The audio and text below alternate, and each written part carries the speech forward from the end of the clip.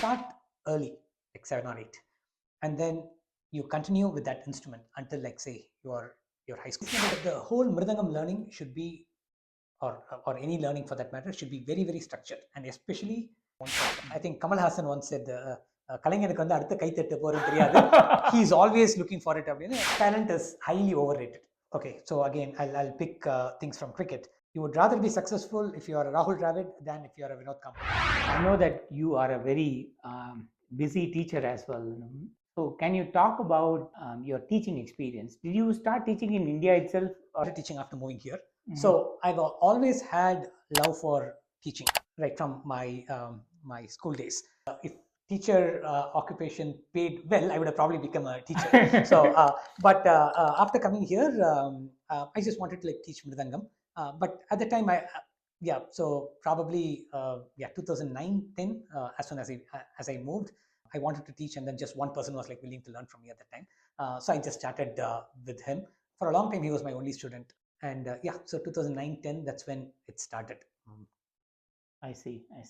So what is your approach to teaching students? So what do you, I know that, people come with, varied expectations and things like that. So how do you approach teaching, and how do you see that? Sure. So, okay, the first thing is I prefer starting kids young. So say 7 or 8, that's like ideal age to start Mridangam. And so this is my philosophy. If you start early, like 7 or 8, and then you continue with that instrument until like say your high school, until you're finishing your 12th grade, and you do a reasonable job of practicing every day, and reasonable job of like attending classes, you're going to be in the top 1% of the population in terms of like say having a extracurricular that you can improve on throughout your life. And that comes to my second point. I want kids to like consider this as a very goalless learning. I'm not going to make anything out of it. I'm just learning for the purpose of learning. But I do have like goals in terms of like say making them perform on stage. That is a slight difference, but you don't expect anything like say an arangetram or like say a performance at this venue or so on. Nothing like that. Just learn for yourself. It's like say how adults during their midlife crisis, people do marathons, something like that. It's like just do it for yourself. You're not competing with anyone. Just do it for yourself. And the third thing is like say having a quest to have the learning lifelong. So you can also put it as like say a beginner's mindset or a growth mindset, to like say always be curious about Mridangam and then just keep learning, and not just Mridangam, about music in general. Once you come into Mridangam, you won't be sticking to Mridangam. You would have to like learn aspects of the song, the kriti, the how a composer would compose a certain song, a lot of things. The Carnatic music in general, and even world music in general, becomes part of it. So just be curious about it, and then be a lifelong learner. So that's my aspect towards teaching, and that's what I try to like put it with all the kids. I see. When you say, say for example, you want kids to take it lifelong. So at what point do they sort of realize that? Because that's something that takes some time, and also it definitely requires some effort from parents also, right? Yeah. So do you also involve parents, and what else do you do to inculcate that love? Okay, so one thing is active listening. So my expectations are pretty simple. 1 or 2 concerts per quarter, I make it mandatory for everyone to attend. No matter what, they should attend those concerts. That is one thing. Again, a lot of these things, right, I kind of like refined and then figured out, kind of like say active listening, creating the right environment, and then giving opportunity for kids to play on stage. All of these are going to like have that effect of like say, it's like a positive feedback loop. Exactly, the positive feedback loop. So the positive feedback loop is mainly for the third part, which is putting them on stage and then doing it. So all of these align closely with the Suzuki methodology. So this is something that I realized much later, which was like I kind of like trial and error. I figured out that this is what works, which is involving the parents as well, building a community where students not just come to class and then go, but they actually make friends with whom they can watch a football game over the weekend. And they also like say, if you're a Mridangam kid, finding a violin kid with whom you can perform. So whenever a student asks for like Mridangam accompaniment, right, the first thing I ask is like not their the ability, but rather their age, because I still think that's when kids can like perform together and also be friends outside of the setting as well. So all of these, I think it's going to make it a healthy learning experience, and then hopefully they can take it forward even after learning from me beyond their college or adult life as well. Excellent. I think I'm really fascinated when you mention community. Yeah. Right. I mean, because when kids together as a group, they're all music students. Yeah. They'll not be learning the same instrument, but Yeah. they're all music students. Absolutely. They come together, then it fosters a larger sense of community, and also it helps the art in turn. Exactly. And I think one other thing that has been overlooked is dance. So I try to more recently, I've been trying to involve dancers as well, dance students as well. Again, so in the music world, especially in the Mridangam world, it's slightly, it's kind of like looked down, at least in India, when someone plays for dance. But I have thoroughly enjoyed playing for dance, and there is like so much thing I have learned from dance. And I encourage all my students to collaborate with the similar age dance students as well. So that is also, that's not kicked off as much as say with respect to say the other instrumentalists or vocalists, but that is also, that's fairly been overlooked, which should be addressed. I see. And when your students accompany, how do they practice for that? So do they have like regular sessions where say somebody sings and then they play mridangam for that, or somebody plays an instrument, they play mridangam for that? How do you do that? I think it's a mix of things. The first thing could be I just play some YouTube recording, and then I ask them to play, and then sometimes I do attempt to sing and then ask them to accompany. If it's say if I'm teaching them a new nadai or a sollu, and if I can't find a YouTube recording to match that the pace at which I want them to play that exact phrase, I do that. And thankfully, a lot of the kids, they also learn other instruments, or some of them, they at least can do some basic singing. Even a couple of lines of varnam, that is good enough to just kind of try it out. And as part of the next step is say school recitals, or say any other event at a temple, or say other venues, I make sure to have the kid over and then actually practice with with my students. And yeah, that's helped. And the community here is fantastic. We have so many great younger artists that are good vocalists, violinists. So that community is it's growing, and it's so happy to see that. Excellent. So coming back to teaching, when do you consider yourself? I don't mean this in a corporatized way. When do you consider yourself to be okay? I achieved some success, or maybe a better way to put it would be, I got okay. I'm now satisfied. I'm happy. With the way, say, a student, is learning or playing, performing, whatever, right? So what gives you feeling that okay, now it's going along the right track with that student? Again, by trial and error, I figured out this thing. So the whole Mridangam learning should be, or any learning for that matter, should be very, very structured. And especially here in the US, when you're meeting kids once or twice a week, it's not. I think India still, people probably meet more frequently. I think here it's still going to be one or two times a week. So when it is that, it needs to be more structured. And I kind of introduce this concept of lessons, chapter, and then say, I just call it say 1 level, 2 level, and then pass criteria for that level. Those kind of things, right? So kind of trying to imitate what happens at school. So that kind of thing. And then I do have a test, and then I give them. It's very democratic. I just let the rest of the kids kind of upvote or downvote, and wow. then and then give a pass or fail. So that's how I do it. That has helped.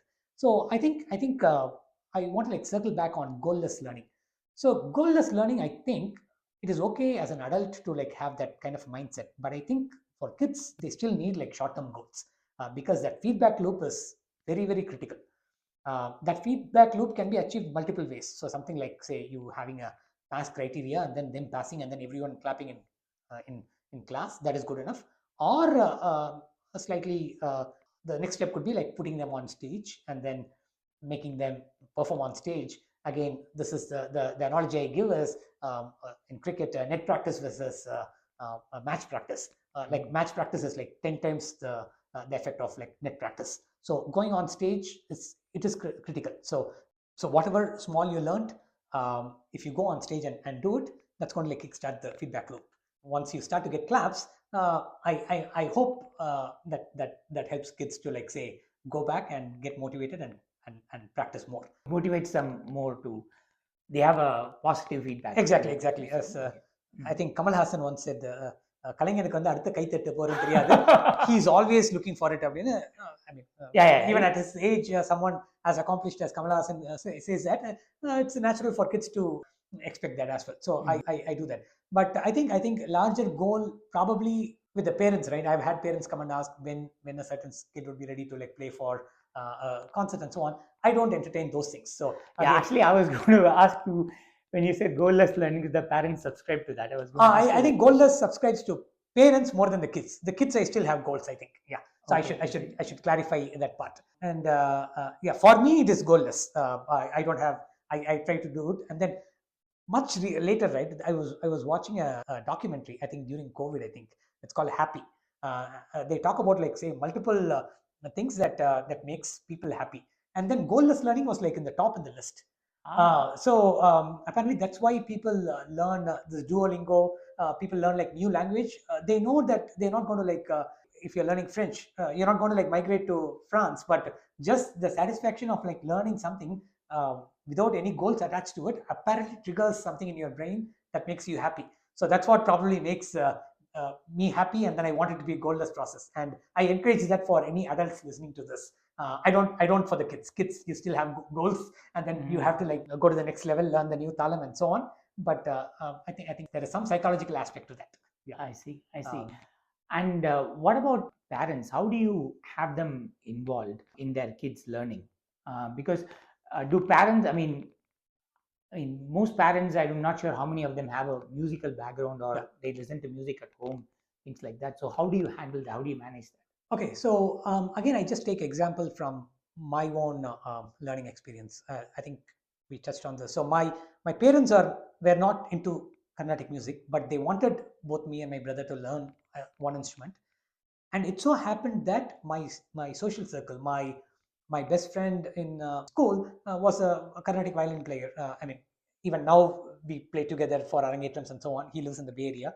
When there is like a social ecosystem formed, right? Mm-hmm. That kind of like we used to attend concerts even back in Pondicherry, as we mentioned, right? So whenever artists used to come, we used to go and attend those concerts. So, and that continues even now. So your question, what I do is two things. One is parents, I make sure to let's create that environment for the kid.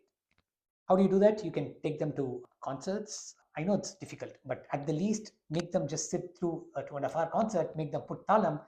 Let's kind of like gamify it. That's what I tell them. Let's see like who keeps talam for the entirety of the concert. If you can do that, then that's a give a pat on your back. That's what I tell the kids. So a little bit of gamification there. For the kids, one more thing is whenever they do performances in temples and so on, I make sure to pair them up with like kids of the same age. A lot of my kids, my students, they come to class on Saturdays, and Sundays they get along to like watch NFL game. And I see that happen with like say across Mridangam as well. Like say even they are friends with like vocal or violin kids in the area. So I think that once you create that ecosystem, there is like a social aspect to learning music. Then that automatically triggers, makes you move forward.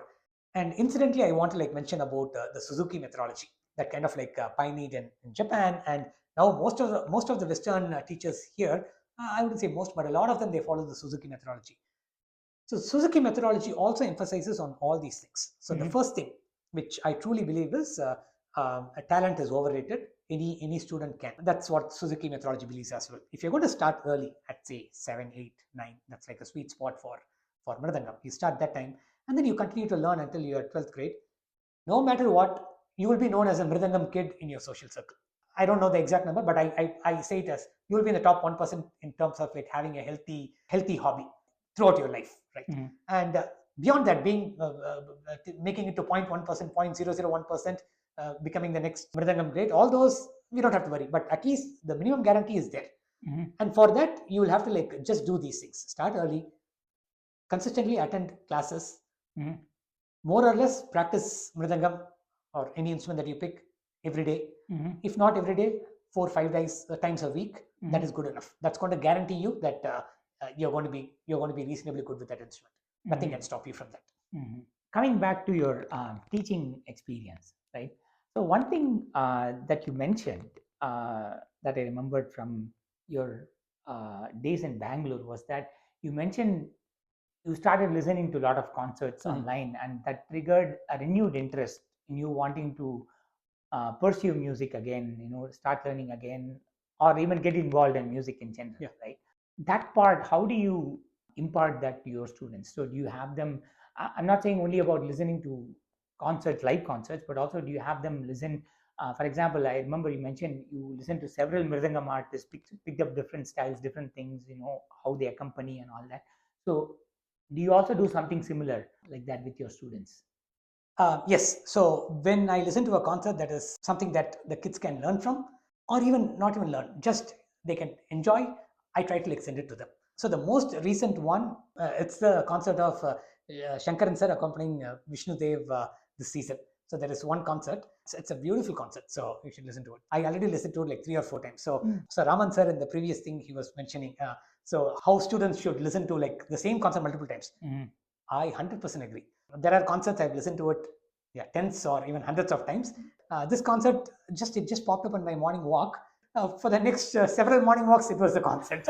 Oh, this is on YouTube? It's on YouTube. Okay. Listen to it. Where did that concert happen? I think RK Convention Center. Okay. So Shankaran sir played amazingly well. So this is one concert. So I send it to people and then make them listen to it. Apart from that, right, I think it comes with the level of maturity. I don't think we can like expect kids to like appreciate those things like upfront. Like you can't like just tell them that this is great and then just go and look for X, Y, Z things. In the past, I've also gamified this a little bit. What I would do is tell them to like say listen to this concert and then pick at least 3 Ardis that were played. So and then they should come and report to it in the next class. Something like that I've done. That has also kind of like helped. But what I think is it's probably like say later middle school, high school. That's when that kind of like that trigger kind of like that switch happens. For me, it happened much later, like even after college. But I've seen one of my senior kids, Anish, I know. He would even say tell the differences and then like appreciate the nuances and then he'll kind of like discuss it with me. He's in college now, but most of the other kids they would be very receptive, but I'm not sure at this point if they can really understand all the nuances. It'll take some time. I see. And what about parents? Are they engaged in taking kids to concerts, having them listen at home? So listening at home, I think that's even more difficult. I think unless you are in a household that listens to Carnatic music, it becomes a little trickier. I mean, listening concerts, I kind of like I hold them responsible. So they will have to like take them to that 1 or 2 concert every quarter. That's not a big ask. So this next month, Ganapati Raman sir is touring with Karnataka Brothers. That's a mandatory concert. No matter what, I want all my kids to attend that concert. Most likely, I'll have like one more concert like that for this quarter, and then subsequently the next quarter as well. That's my expectation. And parents are okay with that. I see. And what are your any words of wisdom, advice you want to share for aspiring music students or even current existing music students? People, by that I don't mean only Mridangam students, or even if it's Mridangam students specific, that's fine. But what would you say that students should do in order to make their music experience and music learning and their own music experience better? First thing, right? Let's start with the initial learning. So talent, I think I'll keep saying this several times again, but I'll say it again. Talent is highly overrated. Okay, so again, I'll pick things from cricket. You would rather be successful if you are a Rahul Dravid than if you are a Vinod Kambli. I don't know the recent equivalents or the NFL or the basketball equivalents, but that's the thing, right? Talent is having a being like naturally gifted or like being born in a family that listens to active Carnatic music, or being to a family where there are musicians. All those are great to have, but that is just like say you're running a marathon and then you have like a 100-meter head start. That's all it is. Mm. Beyond that, just consistent practice, Mm. discipline, and consistent practice. As I told you, start early, come for class, practice reasonably okay, which is like say every day or like say at least 4 or 5 days a week. Listen to as many concerts as possible. You're going to do that. I'm pretty sure at some point, right, it's going to click. And then just like how it happened to me much later after my college, it's going to happen to you. Mhm. For some kids, it's going to happen in middle school, maybe even elementary, or like say high school, college, or when you are like in your midlife crisis in your 40s. But at some point it'll happen, and that time you'll be grateful for whatever you have learned as a kid. And the mileage here, right, is just huge. Unlike say any other extracurricular, say if you're going to take a sport, right, say if you're going to like play soccer, I don't know until what point you can have like a sustained lifestyle playing soccer. Maybe if you're super fit, 40, 50, but now say Shankaran sir, for example, he's like 83. And then he was like, he used to say, this is one quarter, even when he came here, he was saying, Mr. Chapula, I came up with this new thing. The first time, he was like, he's still enjoying so much. And then he played a beautiful korappu. It was like he was fitting Tisnam and Sankirnam in Mr. Chappu, and then he was playing. So again, he was like, first time, and then he was asking me for the recording as well. Did you record it? Panna, I'm sure. So you can enjoy it until you. So that is like so much. Again, don't think very short term. There could be like kids in your class that is like probably have that 100-meter head start. Therefore, they feel like they feel better. But again, you have a long marathon to run. You don't even have to catch up. You're doing this marathon just for yourself. So just keep running. Goes back to goalless learning. Right? Yeah, goalless learning. Exactly right. All those things will come into effect much later. Yeah, you will realize that. But for now, just follow what your teacher says. Practice. That's all. That's all.